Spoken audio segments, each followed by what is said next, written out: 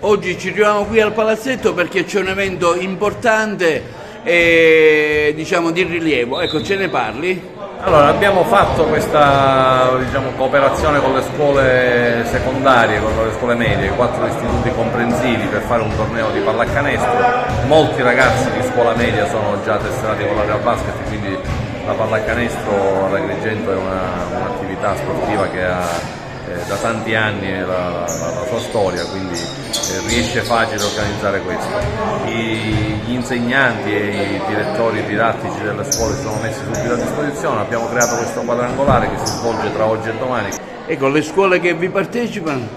Allora c'è l'istituto comprensivo Esseneto, l'istituto comprensivo Anna Frank, l'istituto comprensivo Agrigento Centro e quello del Villaggio Mosè che è Rita Levi Montalcino. Rita Levi Montalcino. Ecco, ritorna con tanto entusiasmo la manifestazione.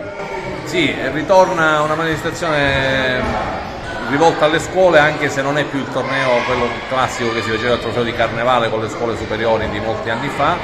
Lo facciamo con le scuole medie, ma anche per una questione di capienza di palazzetto. Il Palanicosia non è più il palazzetto di allora e quindi abbiamo deciso di farlo con le scuole medie, anche perché quello superiore viene fatto già con la Fortitudo Cup che si fa a Palamocata ogni anno, quindi abbiamo voluto diversificare l'offerta alle scuole.